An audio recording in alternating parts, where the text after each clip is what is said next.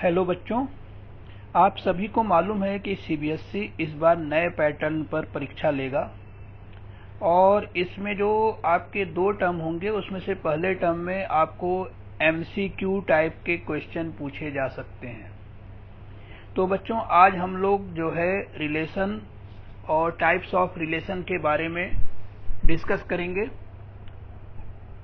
और इसी का रिवीजन करेंगे। तो बच्चों सबसे पहले रिलेशन क्या होता है, what is relation? A relation R from a non empty set A to a non empty set B is a subset of the Cartesian product A cross B.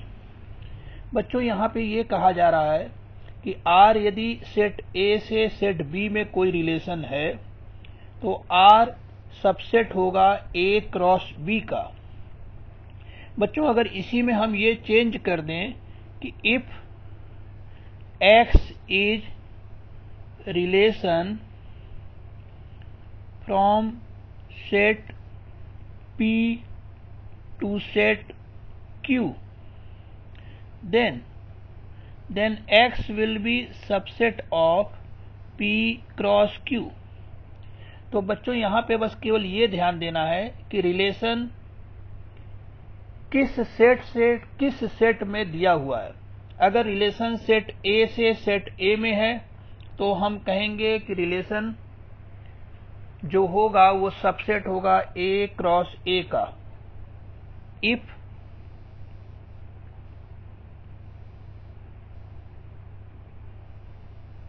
if R is relation on set A। On set ए का मतलब बच्चों यहां पर होगा कि set ए से set ए में relation दिया हुआ है। तो ऐसी स्थिति में आप कहेंगे कि R जो होगा वो सबसेट होगा ए क्रॉस ए का। तो यहां पे रिलेशन की डेफिनेशन बच्चों आपको समझ में आ गई होगी। अब देखिए आगे क्या लिखा है इसमें ऊपर, the set of all first elements of the ordered pairs in a relation R from a set A to a set B is called the domain of the relation R। बच्चों जब हम R लिखेंगे ordered pair के form में तो जितने भी ordered pair होंगे उन सभी ऑर्डर्ड पेयर के फर्स्ट एलिमेंट का जो सेट बनेगा उसको हम डोमेन कहेंगे। And the set of all second elements in a relation R from a set A to set B is called the range of the relation R। बच्चों ordered pair R में जो जितने भी ordered pair हैं R के उसमें second elements का जो सेट आप बनाएंगे उसको हम रिलेशन R की रेंज कहेंगे। The whole set B is called the co-domain of the relation R। बच्चों अगर रिलेशन सेट A से सेट B में है तो जो सेट B है उस पूरे सेट को हम हमेशा को-डोमेन कहते हैं। यहां पे आपको ये बात भी ध्यान रखनी है, note that the range is always a subset of codomain. हमको ये ध्यान रखना है कि रेंज जो होगी वो हमेशा सबसेट होगी को-डोमेन का। तो बच्चों इस केस में अगर हम बात करें कि हमने जो पहला एग्जाम्पल लिया था इसमें अगर हम बात करें कि को-डोमेन क्या होगा तो बच्चों यहां पर को-डोमेन क्यू होगा। Here codomain is equal to Q. और ये जो दूसरा एग्जाम्पल हमने लिया था जिसमें रिलेशन सेट ए पर डिफाइन है उसमें को-डोमेन जो होगा वो आर होगा।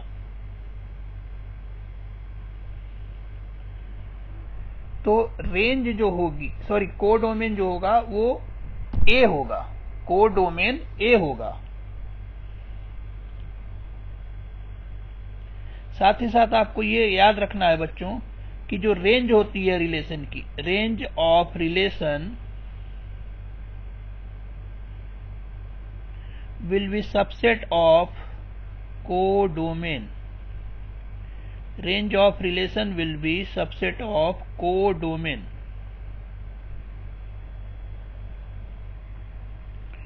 अब बच्चों हमारा नेक्स्ट टॉपिक जो है आपके 12th क्लास के लिए जो कि कोर्स में है आपके types of relation. A relation R in a set A is subset of A cross A. जो बात आपको पीछे बताई गई कि relation R on a set लिखा हो या इन अ सेट लिखा हो, उसमें आपको कंफ्यूज नहीं होना है, दोनों बात एक ही है। A relation R in a set A is subset of A cross A. Thus empty set phi and A cross A are two extreme relations। बच्चों हम जानते हैं कि empty set जो है किसी भी सेट का सबसेट होता है और A क्रॉस A जो है वो निश्चित रूप से A क्रॉस A का सबसेट होगा। तो ये जो फाई empty सेट है और A क्रॉस A है, ये दोनों ही रिलेशन होंगे सेट A पर। इनको हम कहते हैं एक्सट्रीम रिलेशन। अब इसमें फर्स्ट में देखिएगा क्या है। A relation R in a set A is called empty relation if no element of A is related to any element of A. बच्चों मान लीजिए कोई ऐसा रिलेशन दिया हुआ है जिसमें सेट के कोई भी एलिमेंट उस सेट के किसी भी एलिमेंट से रिलेटेड नहीं है, तो ऐसी स्थिति में जो रिलेशन आर होगा वो एम्प्टी रिलेशन होगा और उस स्थिति में हम लिख सकते हैं आर इक्वल टू फाई, और फाई निश्चित रूप से ए क्रॉस ए का सबसेट होगा। सेकंड पॉइंट देखेंगे। A relation R in a set A is called universal relation if each element of A is related to every element of A. बच्चों यदि दिए गए सेट ए के प्रत्येक एलिमेंट उस सेट के सभी एलिमेंट से रिलेटेड हों, तो ऐसी स्थिति में जो आपका रिलेशन होगा वो यूनिवर्सल रिलेशन कहलाएगा, और ऐसी स्थिति में जो रिलेशन आर होगा वो ए क्रॉस ए के इक्वल हो जाएगा। अब थर्ड जो डिफिनीशन है ये आपकी इंपॉर्टेंट है, इस पर क्वेश्चंस पूछे जाते हैं बोर्ड एग्जाम्स में। इसमें देखिए जो रिलेशन है R, a relation R in a set A is said to be reflexive. Relation R बच्चों रिफ्लेक्सिव कहलाएगा if A related to A. A R A को हम पढ़ते हैं A related to A for all small a belongs to capital A. इसका मतलब ये है बच्चों कि जो सेट आपको दिया हुआ है कैपिटल ए, उस सेट के प्रत्येक element, every element of set is related with itself. प्रत्येक एलिमेंट यदि स्वयं से रिलेटेड है तो रिलेशन को हम रिफ्लेक्सिव रिलेशन कहेंगे। दूसरी है इसमें definition R is symmetric. Relation R को सिमेट्रिक कब कहेंगे? If A related to B implies that B related to A. बच्चों रिलेशन आर सिमेट्रिक तब कहलाएगा कि यदि ए बी से रिलेटेड है तो उसी सेम रिलेशन से बी भी ए से रिलेटेड होना चाहिए। आगे, and relation R is said to be transitive. बच्चों रिलेशन आर को ट्रांजिटिव कब कहेंगे? If A related to B and B related to C implies that A related to C. यहां पर बच्चों ट्रांजिटिव रिलेशन कब कहलाएगा कि यदि मान लीजिए सेट कैपिटल ए का कोई एलिमेंट ए बी से रिलेटेड है और एलिमेंट बी सी से रिलेटेड है, तो हमको ये चेक करना पड़ेगा कि एलिमेंट ए भी उसी रिलेशन आर से सी से रिलेटेड होना चाहिए। यदि ऐसा है तो हम कहेंगे रिलेशन जो है वो ट्रांजिटिव है। बच्चों यहां पर एक बात आपको और ध्यान रखनी है कि अगर हम लिखते हैं A R B means A related to B. A related to B का मतलब हम कहना चाह रहे हैं कि A comma belongs to R. A related to B implies that A comma B belongs to R. इसी को अगर हम पढ़ें A comma B belongs to R, then this also implies that A R B means A related to B. तो for reflexive, बच्चों अगर हमको reflexive check करना है तो फॉर रिफ्लेक्सिविटी के लिए हमको ये चेक करना पड़ेगा कि A comma A belongs to R for all A belongs to capital ए।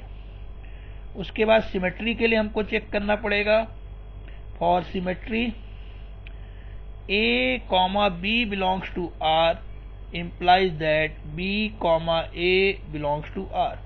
यहाँ पे बच्चों ये ध्यान देना है कि रिलेशन R में यदि A comma B है तो उस रिलेशन R में B comma A भी होना चाहिए। एंड फॉर ट्रांजिटिविटी,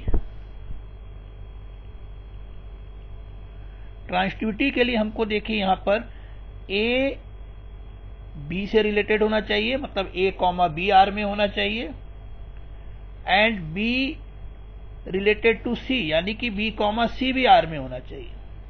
यदि A B R में है, B कॉमा C R में है, तो this will implies that A comma C also belongs to R।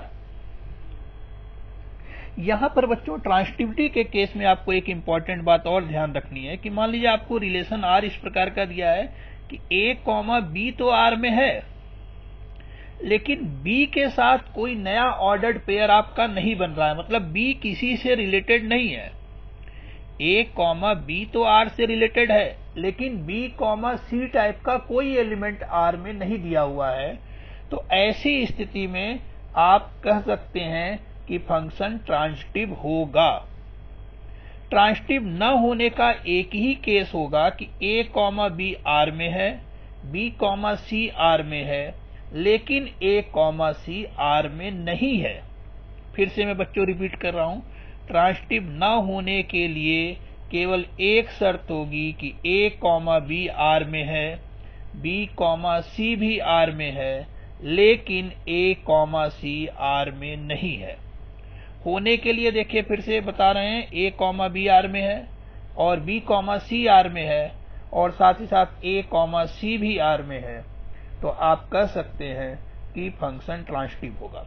दूसरा केस आपको बताया कि A कॉमा B R में है, लेकिन B के साथ कोई तीसरा एलिमेंट रिलेटेड नहीं है, मतलब पहला दूसरे से रिलेटेड है लेकिन दूसरा किसी तीसरे से रिलेटेड नहीं है, इसलिए पहले को तीसरे से खोजने की कोई जरूरत नहीं है। ऐसी स्थिति में आप फंक्शन को ट्रांजिटिव लिख देंगे।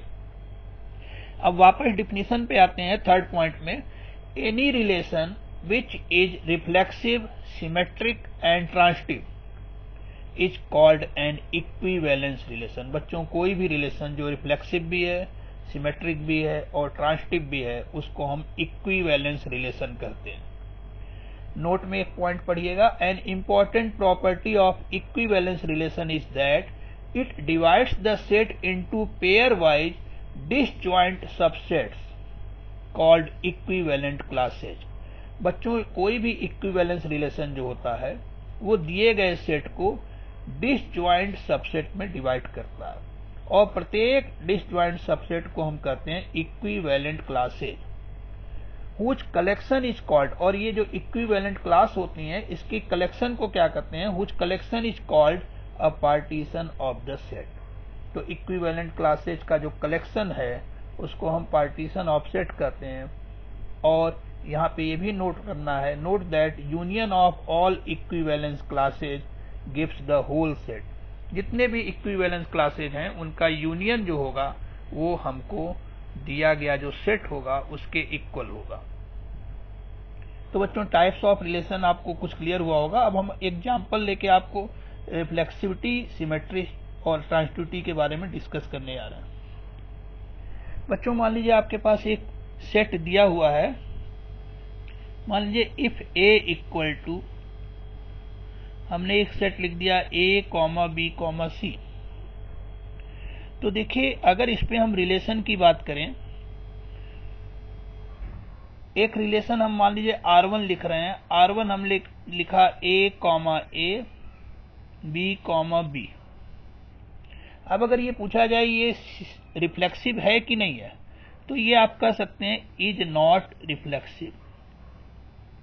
और कारण क्या है, रिफ्लेक्सिविटी के लिए आपको हमेशा चेक करना है कि जो दिया गया सेट है इसके प्रत्येक एलिमेंट खुद से रिलेटेड होने चाहिए, मतलब A कॉमा A भी रिलेशन में होना चाहिए, B कॉमा B भी रिलेशन में होना चाहिए, C कॉमा C भी रिलेशन में होना चाहिए। तो ये रिफ्लेक्सिव नहीं है। रीजन आप लिख सकते हैं since C comma C not belongs to R1। अब अगर पूछा जाए कि ये सिमेट्रिक है कि नहीं है, तो आप देखिए सिमेट्रिक के लिए आपको बताया गया कि a कॉमा b है तो b कॉमा a भी होना चाहिए। तो बच्चों देखिए a कॉमा a अगर हम इसको इनके प्लेस को चेंज करके लिखें तब भी a कॉमा a ही आएगा। तो R1 जो रिलेशन है बच्चों ये आपका इज सिमेट्रिक, ये रिलेशन सिमेट्रिक है क्योंकि a कॉमा b के लिए b कॉमा a भी है, उसमें a और b सेम हो सकते हैं, ये आप ध्यान रखिएगा, a और b दोनों सेम हो सकते हैं। तो यदि अगर दोनों एलिमेंट आपके रिलेशन में सेम हैं तो आपको सभी ऑर्डर्ड पेयर के लिए चेक कर लेना है। अगर सबके लिए ये फॉलो हो रहा है तो आप कह सकते हैं कि सिमेट्रिक होगा। अब ट्रांसटिविटी के लिए देखिए, ट्रांसटिविटी में देखिए a comma a b comma b, तो आपका ये रिलेशन जो है ये ट्रांसटिव भी होगा।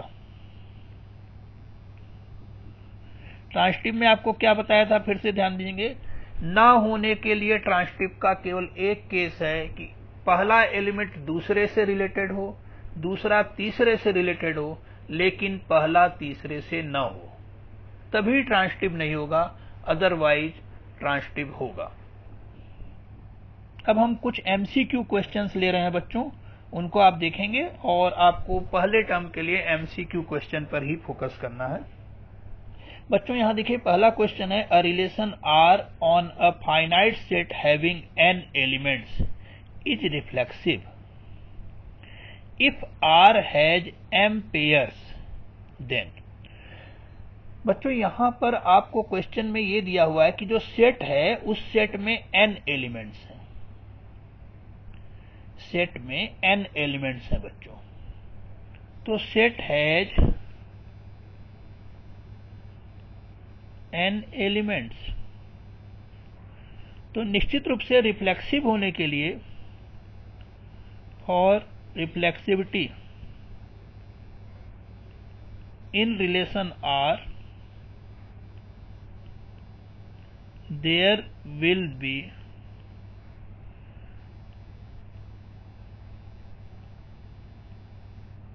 minimum n ordered pairs। बच्चों यहां पे आपको ध्यान रखना है कि यदि दिए गए सेट में n एलिमेंट्स हैं तो उन सभी n एलिमेंट्स का, जैसे मान लीजिए a है, b है, c है, इस प्रकार से एलिमेंट्स हैं, तो जो ऑर्डर्ड पेयर होंगे रिफ्लेक्सिव के रिलेशन में R में, रिफ्लेक्सिव रिलेशन R में जो ऑर्डर्ड पेयर होंगे वो a कॉमा a जरूर होगा, b कॉमा b भी होगा, c कॉमा c भी होगा, d कॉमा d भी होगा, इस प्रकार से। तो निश्चित रूप से n ऑर्डर्ड पेयर तो मिनिमम होंगे ही होंगे और कुछ एक्स्ट्रा ऑर्डर्ड पेयर भी हो सकते हैं।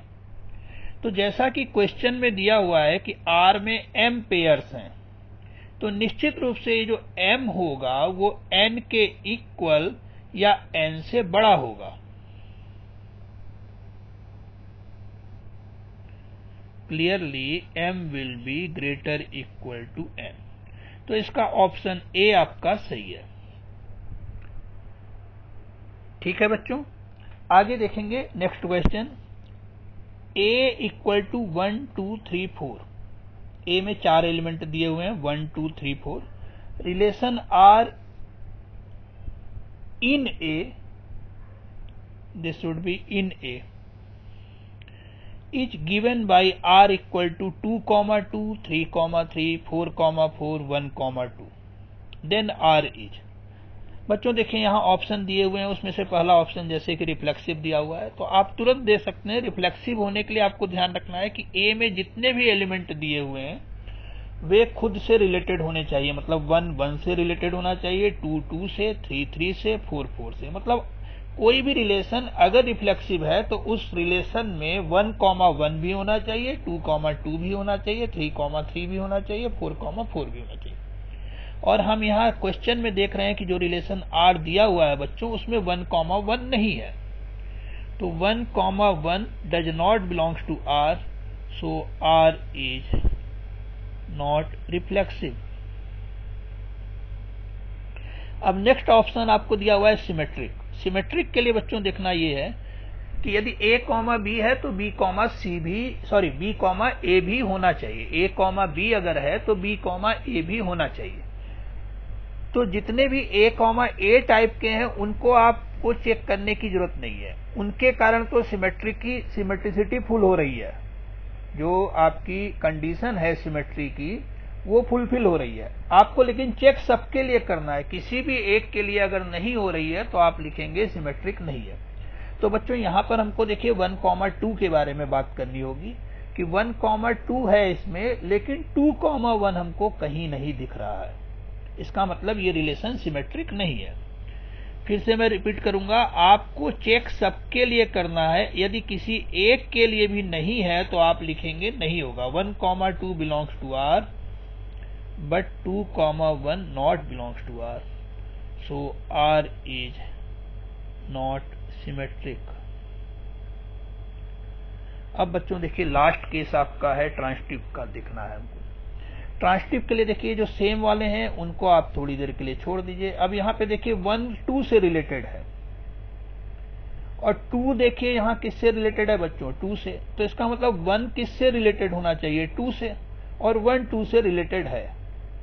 तो यहां पर ये जो आपका 1,2 है, 1,2 R में है एंड 2,2 भी R में है। This implies that 1,2 also belongs to R. Hence, R is transitive। तो इसका बच्चों ऑप्शन सी सही है।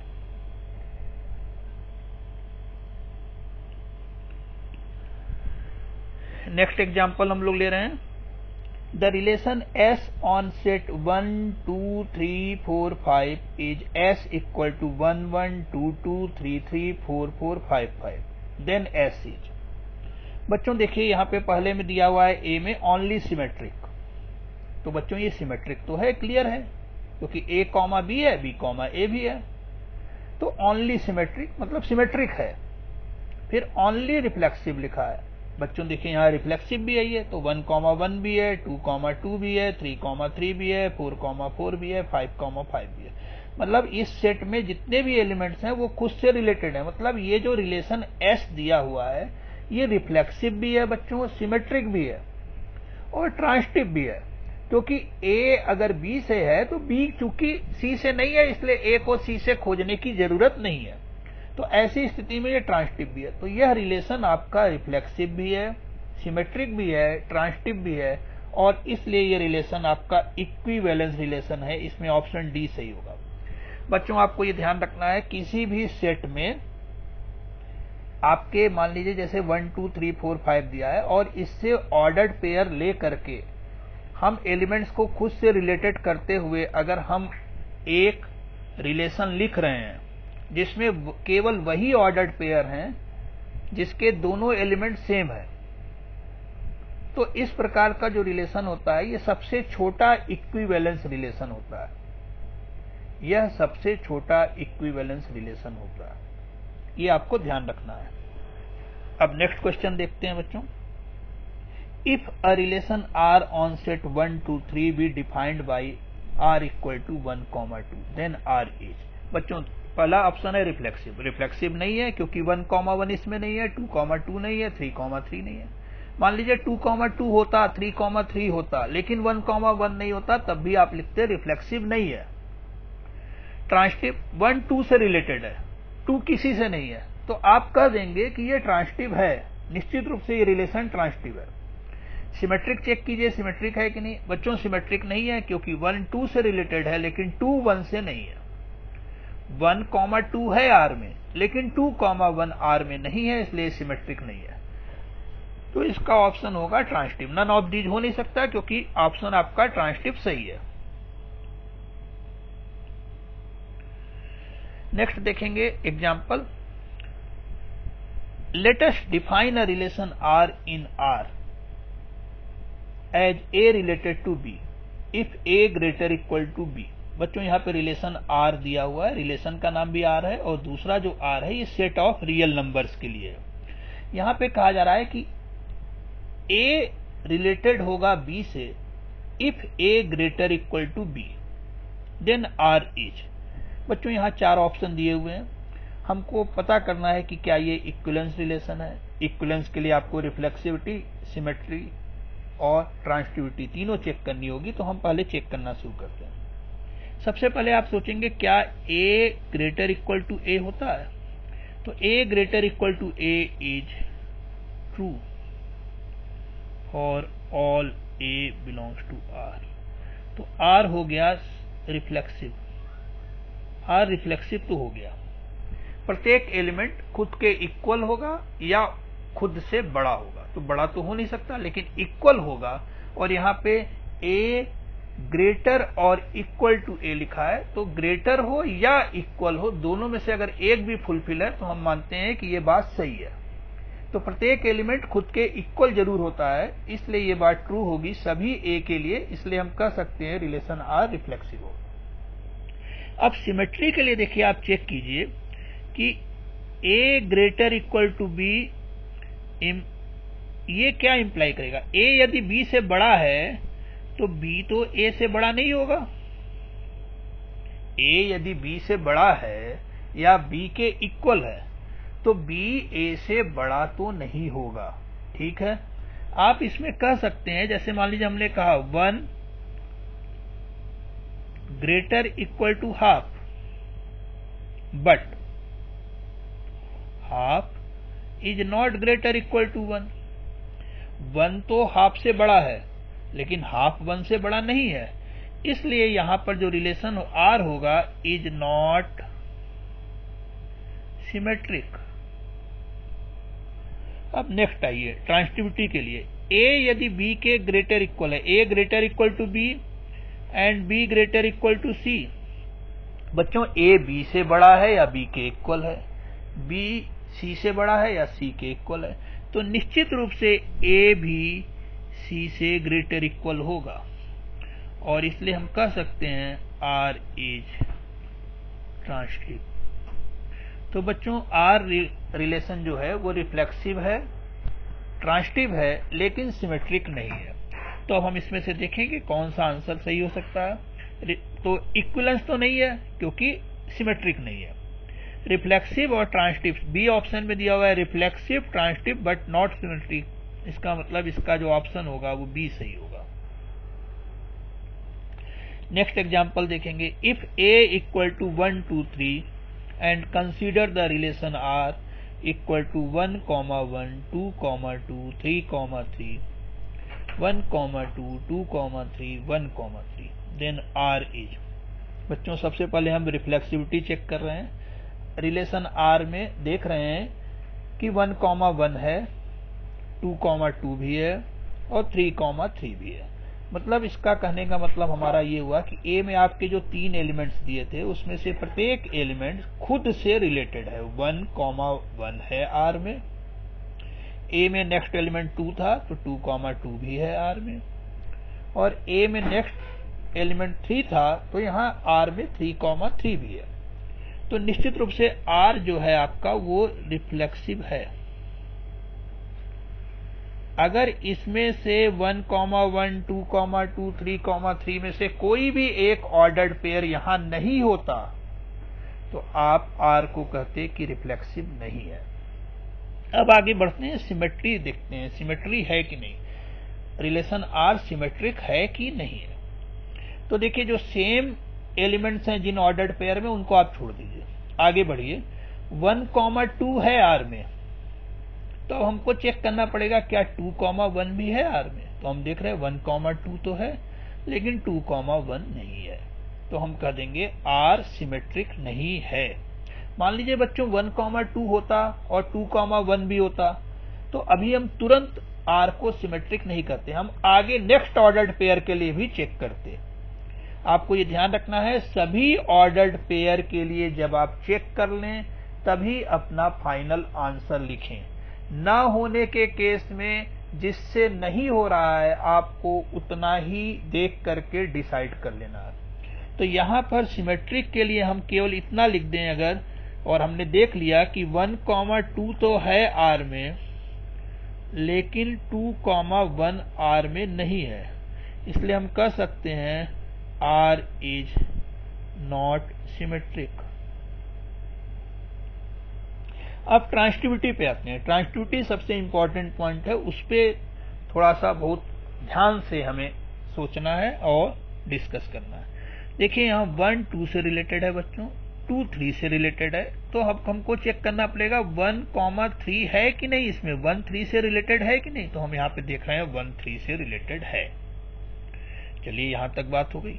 अब नेक्स्ट ऑर्डर पेयर पे आइए, 2 देखिए 3 से रिलेटेड है, 2 3 है इसमें। अब हम देखेंगे 3 तो 3 3 है, तो 2 भी 3 से रिलेटेड होना चाहिए, तो देखिए 2 3 से रिलेटेड है।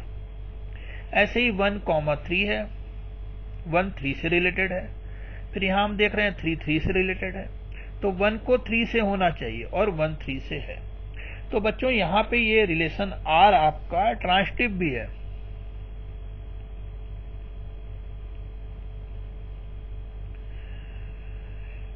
तो आर रिफ्लेक्सिव हो गया, ट्रांसटिव हो गया। तो अब हम इसमें से देखेंगे कौन सा ऑप्शन सही हो सकता है। पहले में दिया है रिफ्लेक्सिव बट नॉट सिमेट्रिक, हाँ ये ऑप्शन सही लग रहा है, रिफ्लेक्सिव है लेकिन सिमेट्रिक नहीं है।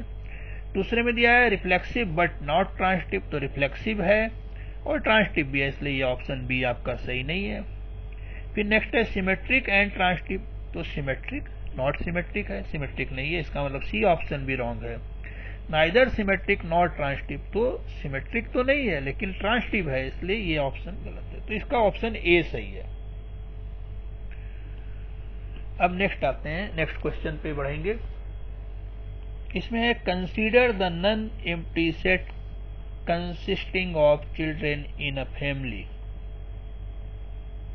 एक सेट है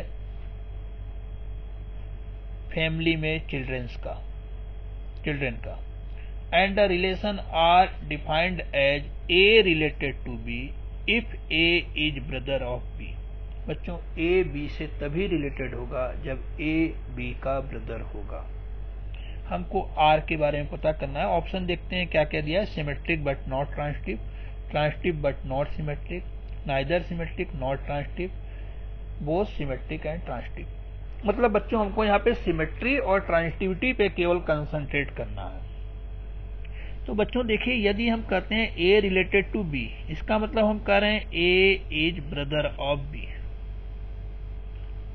तो अब हमको ये सोचना है कि यदि ए बी का भाई है तो क्या बी भी ए का भाई होगा। तो A is brother of B, A is brother of B, this implies that, क्या ये इंप्लाई करेगा कि बी भी ए का भाई हो। तो ए यदि बी का भाई है, मान लीजिए अगर दोनों लड़के हैं तब तो ए अगर बी का भाई है तो बी भी ए का भाई होगा। लेकिन मान लीजिए ए अगर लड़का है और बी लड़की है, तो ए यदि बी का भाई है तो बी ए का भाई नहीं होगा, B will be sister of A. तो A is brother of B,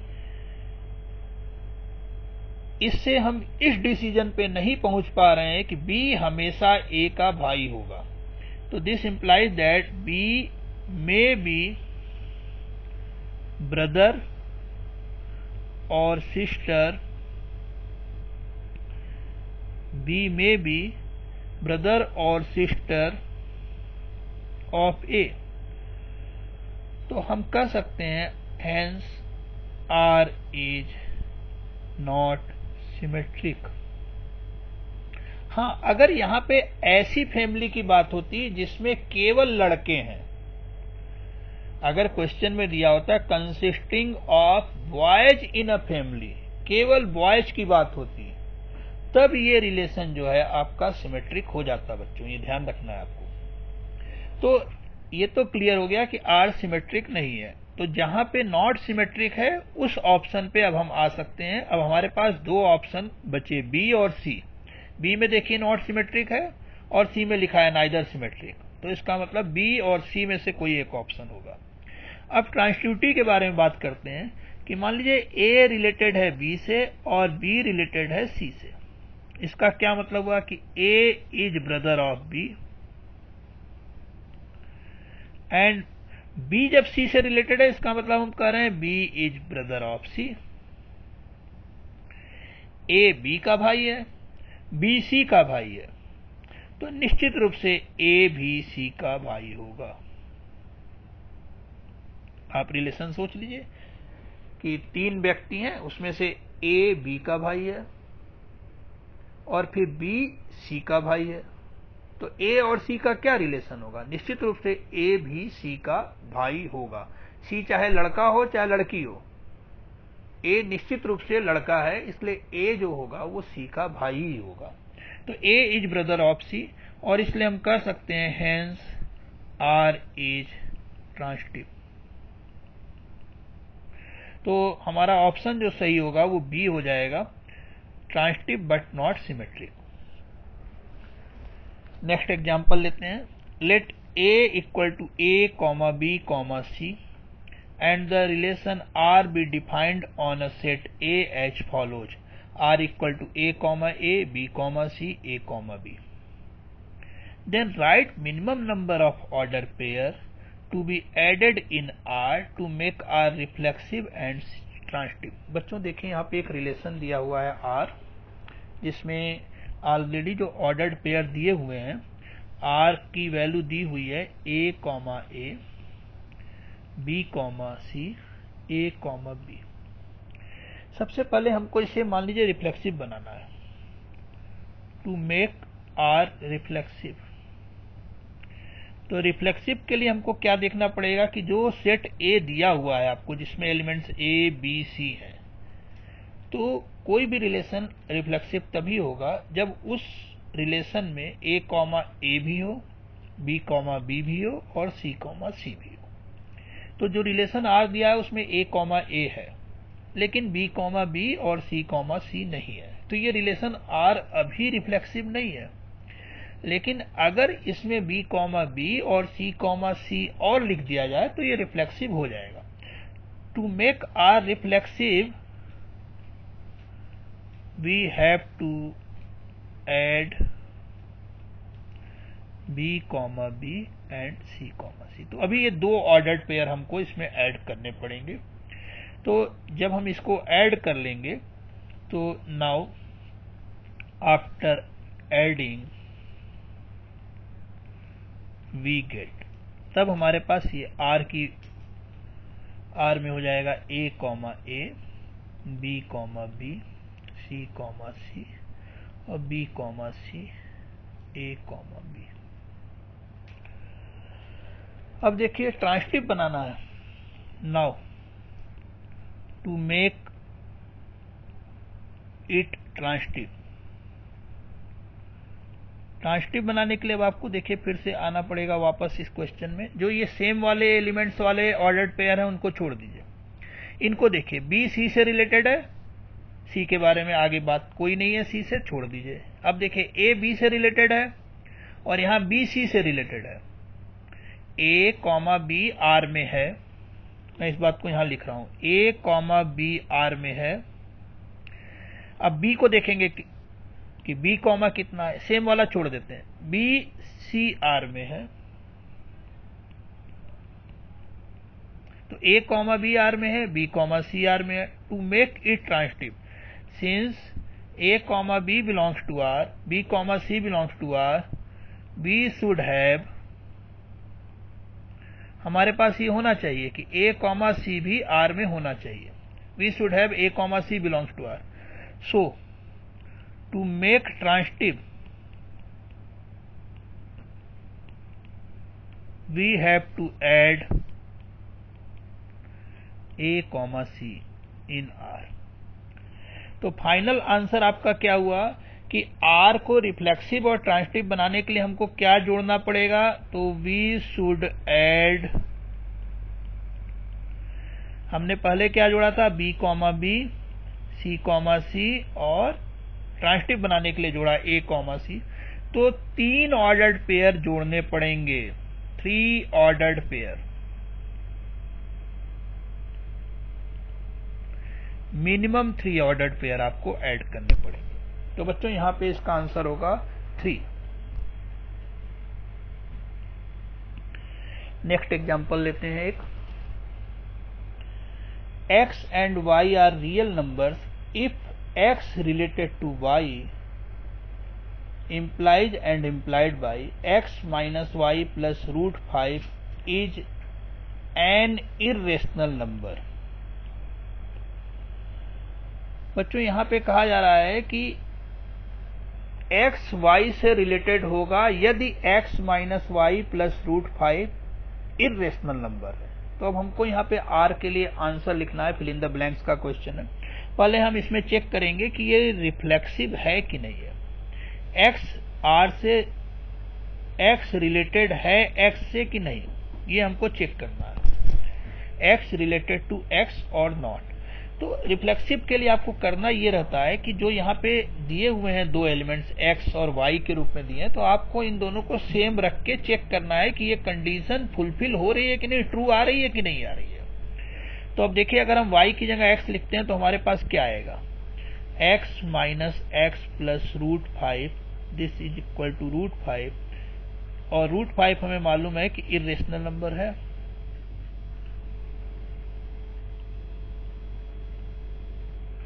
तो हम ये लिख सकते हैं, since x minus x plus root 5 equal to root 5 is an irrational number, so x related to x। तो ये जो आपका रिलेशन दिया हुआ है r इज रिफ्लेक्सिव। अब बच्चों देखिए, सिमेट्री चेक करनी है। तो सिमेट्री में बच्चों देखिए, यहाँ पर ये रिलेशन जो है आपको ध्यान रखना है कि ये इस टाइप का रिलेशन सिमेट्रिक नहीं होता। कैसे हम इसको प्रूव कर सकते हैं वो देखेंगे।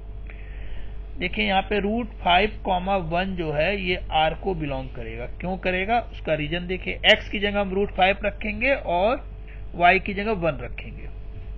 Since root 5 minus 1 plus root 5 calculate करेंगे तो ये आएगा 2 root 5 minus 1 which is irrational. But 1 comma root 5 not belongs to r, ये r को बिलोंग नहीं करता। आप चेक कर सकते हैं फिर से। अब x की जगह 1 रखिए और y की जगह रूट 5 रखिए। इसमें x की जगह 1, y की जगह रूट 5, और चेक कीजिए, अगर इर्रेशनल आ रहा है तब तो ये सिमेट्री वाली कंडीशन को फुलफिल कर रहा है, और यदि इर्रेशनल नंबर नहीं आ रहा है तो सिमेट्री वाली कंडीशन को फुलफिल नहीं कर रहा है, तो नॉट सिमेट्रिक लिखेंगे। तो यहाँ पे देखिए 1 कॉमा रूट 5 के लिए हम चेक करने जा रहे हैं, x की जगह 1 लिख रहे हैं और y की जगह रूट 5, और ये हम कैलकुलेट कर रहे हैं तो 1 आ जा रहा है, विच इज नॉट इर्रेशनल। तो हम यहाँ पे एक काउंटर एग्जांपल से हम ये दिखा पाए कि रूट 5,1 तो r में है, बट 1 कॉमा रूट 5 जो है r में नहीं है, so r is not symmetric.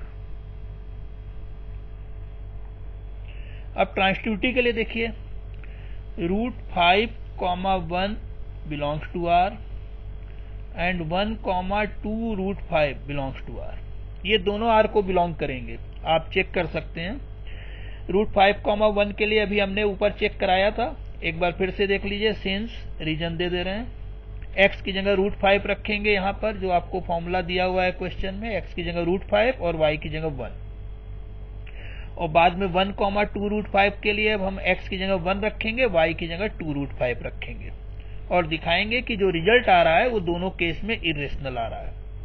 तो देखिए, पहले केस में हमारा आ रहा है root 5 minus 1 plus root 5, and दूसरे केस में आ रहा है 1 minus 2 root 5 plus root 5। Are irrationals, ये दोनों इर्रेशनल्स हैं। आप कैलकुलेट करके चेक कर सकते हैं, क्योंकि पहले केस में ये आपका आ रहा है 2 रूट 5 2 रूट 5 माइनस 1, और दूसरे केस में आ रहा है 1 माइनस रूट 5। तो ये देखिए, दोनों ही इर्रेशनल नंबर्स हैं। अब ट्रांसटिविटी के लिए आपको देखना क्या है, रूट 5,1 है r में, 1 कॉमा 2 रूट 5 भी r में है। तो अब हमको देखना है कि रूट 5,2 रूट 5 r में है या नहीं है। Now to check, root 5,2 root 5 belongs to r और नॉट, ये इसमें है कि नहीं है। तो अब हम इसको चेक करने के लिए फिर से x की जगह यहाँ रूट 5 रखेंगे, y की जगह 2 रूट 5 रखेंगे। तो x की जगह हमने रूट 5 रखा और y की जगह 2√5 रखा बच्चों और कैलकुलेट किया, तो ये कैलकुलेट करके देखिए 0 आ रहा है, विच इज नॉट इरेशनल। तो हम कह सकते हैं hence √5, 2√5 not belongs to R। तो R इज नॉट ट्रांजिटिव। तो बच्चों इस तरह से आपको रिफ्लेक्सिव, सिमेट्रिक और ट्रांजिटिव के बारे में क्वेश्चंस मिल सकते हैं। क्वेश्चंस का पैटर्न आपको थोड़ा समझ में आ गया होगा। अब आप बुक के क्वेश्चंस प्रिपेयर कीजिए ध्यान से। इस वीडियो को आप बार बार देख सकते हैं। कहीं पर कोई डाउट है तो आप पुनः उसको स्टॉप करके देखें, समझें। Thank you.